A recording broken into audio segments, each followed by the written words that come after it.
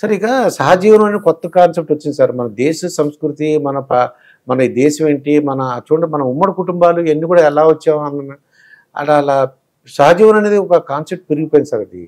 అది ఇప్పుడు కొన్ని దేశాల్లో అది జరుగుతుందండి. కానీ మన సంస్కృతికి మన సంప్రదాయాలకి అది మనకి కరెక్ట్ కాదు. అవునండి. ఇప్పుడు ఇద్దరు ఒకళ్ళొకళ్ళు చూసుకొని పరిచయం అయిన తర్వాత పెళ్లి చేసుకుంటా ఉండటంలో తప్పులేదు. అంతేకాని సహజీవనం చేసి 6 నెలలైన తర్వాత నచ్చలేదని చేస్తే మన పవిత్రత ఉంది.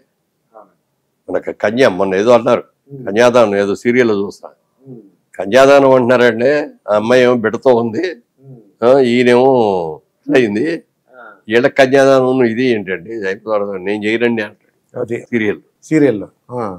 అట్లా ఇప్పుడు ఈ పెళ్ళిళ్ళు మన పద్ధతులు విధానాలు మారినాయి. ఇదివరకు కాకపోయినా ఇదివరకు పెళ్లి కొడుకుని అమ్మాయి జీలకర్ర బెల్లం పెట్టేవి తర తీసే వరకు అతను ఎలా ఉన్నాడో తెలియదు, చూట్టాలు లేవు.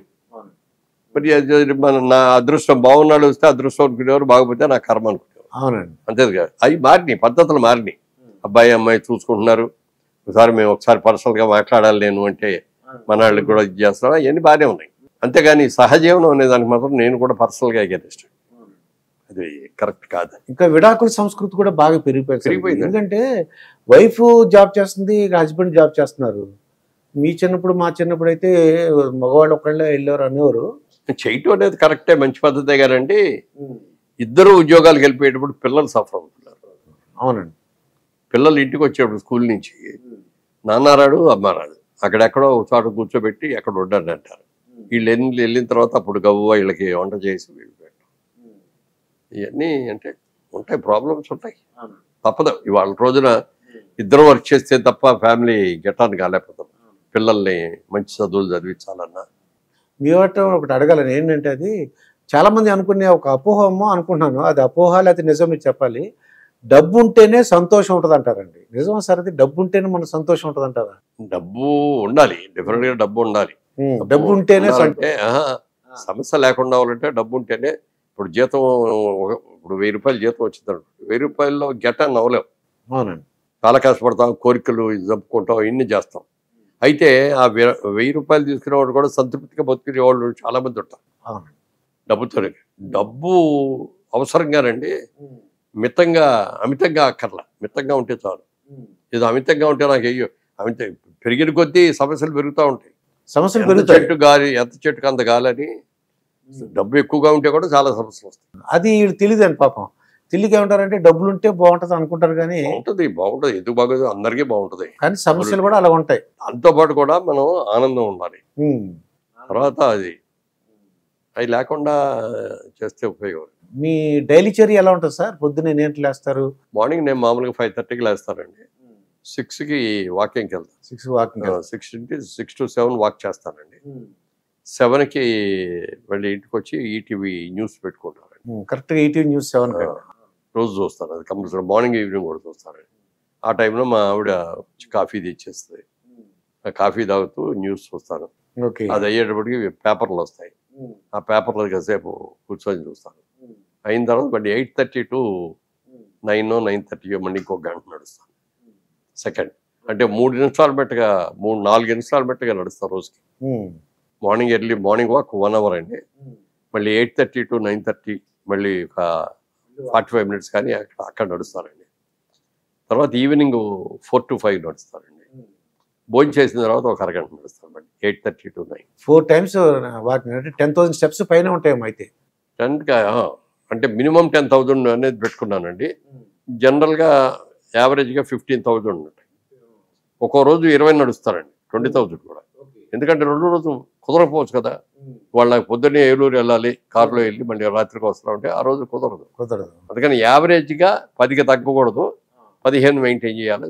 ఇక సీనియర్ సిటిజన్లు ఎలా ఉంటే బాగుంటుంది సార్? చాలా వల్ల కొద్దిగా విడాకులు కూడా వస్తున్నాయి. ఎందుకంటే మీ అమ్మ మొన్న ఒక హత్య చూశారనమాట అండి. పెళ్ళి అయినా సరే వాళ్ళ అమ్మ ఊళ్ళో కూర్చుని ముద్దలు తినిపించుకున్నాడట, వాళ్ళ అమ్మ దగ్గర గోరుముద్దలాగా. ఈ అమ్మాయి ఏదో అందటండి, వెళ్ళి పొడిచేసాడు అంతే. మా అమ్మని అంటావా అని. నేను తప్పండి, అంత ఆవేశాలు ఇవ్వడు. సీనియర్ సిటిజన్ సాంప్రదాయాల్ని మనం నిలబెట్టుకోవటం కోసం చేసుకోవడంలో తప్పలేదండి. కొంతమందికి నచ్చకపోవచ్చు, నచ్చకపోయినా దాన్ని అంత సీరియస్గా వెళ్ళిపోయి చేయటం తప్పే. అంటావు తప్పి. అవునండి. అంటే సీనియర్ సిటిజన్ ఎలా ఉంటే బాగుంటుంది? ఎలా ఉండాలంటే సంతృప్తి ఉండాలండి. ఫస్ట్ ముందు సంతృప్తి ఉండాలి, సాటిస్ఫాక్షన్. సీనియర్ సిటిజన్ ఇప్పుడు నేనున్నా, నాకు 60 ఏళ్ళు వచ్చాయి. 60 ఏళ్ళు కూడా నా కొడుకు చదువుకుంటూ శుభ్రంగా చదువుకుంటూ వచ్చాడు. వాడిని చదివించాము. వాళ్ళ పిల్లలు పెద్దలు అయ్యేటప్పటికి ఇప్పుడు వాళ్ళ పిల్లల్ని వాళ్ళు చూసుకున్నా కూడా మేము ఇప్పుడు నేను ఇదివరకులాగా ఇంత యాక్టివ్గా బిజినెస్ చేయట్లేదు. ఇప్పుడు అవునండి. వాళ్ళు వచ్చేసారు, వాళ్ళు బృపంగా చేసుకుంటున్నారు. నేను రోజు వస్తాను మార్నింగ్ టైము ఆఫీస్కి 11, 11:30కి, 1 గంట 2 దాకా ఉండి 2ంటికి ఇంటికి వెళ్ళి పనిచేస్తాం. ఈవినింగ్ ఇందాక చెప్పినట్టుగా 4 to 5 మళ్ళీ నడవటం, లేకపోతే సాయంకాలం పూట ఈయన ఫంక్షన్స్ ఉంటా ఉంటాయి. నాకు ఎక్కువగా ఫంక్షన్స్ ముఖ్య అతిథిగా చాలా మంది పిలుస్తూ ఉంటారు. అవునండి. అది వెళ్ళి రావటం, అట్లా నైట్ మళ్ళీ 10 కల్లా పడుకుంటారు. 10 కల్లా పడుకుంటారు. మళ్ళీ తెల్లవారుజామున మామూలుగా 5కి లేవటం. అంటే ఆధ్యాత్మిక కార్యక్రమాలు అన్నీ ఎవరు పిలిచినా వెళ్తుంటారు మనకి. అన్నీ ఉండేవి. ఆధ్యాత్మికంగా చూడాలంటే రోజు పూజ చేస్తానండి. రోజు పూజ చేస్తాను. రోజు 1 అవర్ చేస్తాను.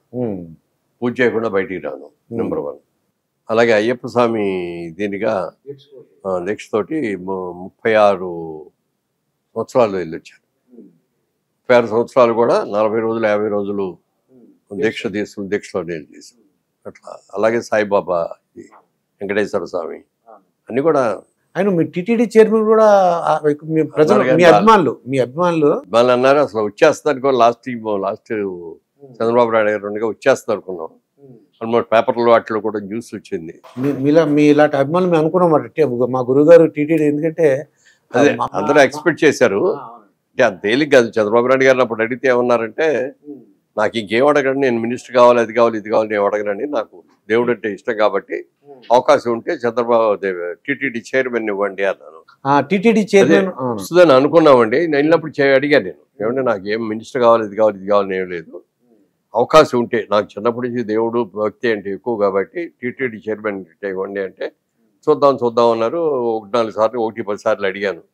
ఫైనల్గా ఒక రోజున అన్నారు ఆయన, మీకు ఎంపీ పదవి ఉంది కదా, పదవులు లేని వాళ్ళు ఉంటారు, ఎంపీలకి ఎమ్మెల్యేలకి టీటీడీ చైర్మన్ ఇవ్వాలని అనుకోవట్లేదు అన్నారు. పాలసీగా పెట్టుకున్నాను. పాలసీ అయితే ఓకే అండి. బయటికి రాగానే ప్రసాద్ అడిగారు, ఫైనలైజ్ అయిపోయిందా చెప్పండి అంటే, లేదండి ఆయన ఇలా అన్నారు, నేను కూడా యాక్సెప్ట్ చేశాను దానికి, ఓకే అండి అని చెప్పి. ఇప్పుడు భగవంతుడు కృప ఉండాలి కదా, మనకు రాసి పెట్టలేకపోతే మనం జరుగుద్దా? అది అన్నట్టు వెంకటేశ్వర స్వామి దయ ఉండాలి. ఆయన అడిగితేనే మనం వెళ్ళగలవండి. నాకు అర్థమైంది అది కదా. మరి ఇప్పుడు యాక్టివ్ పాలిటిక్స్ లో లేరు సార్ మీరు, ఎందువల్ల? లేదు, వద్దని చెప్పారండి. నేనే అంటే నాకు మొదటి నుంచి పాలిటిక్స్ లో పెద్ద ఇంట్రెస్ట్ లేకపోయినా, ఆ రోజున ఎన్టీ రామారావు ఉండగా ఆయన అడిగారు ఎంపీగా పోటీ చేయమని. వెళ్ళి చెప్పా, మీలాగా అన్ని వదిలేసి నేను రాలేనండి, కానీ నేను ఎర్లీ స్టేజ్లో ఇప్పుడిప్పుడే పైకి వస్తున్నాను, పిల్లలు కూడా చదువుకుంటున్నారు, ఈ స్టేజ్లో మీ అన్నిటిని సాక్రిఫైస్ చేసి మీరు రాగలిగారు కానీ నేను రాలేనండి, క్షమించండి సార్ అంటే, ఓకే బ్రదర్ అన్నారు. మళ్ళీ చంద్రబాబు నాయుడు గారు గట్టిగా పట్టుబట్టి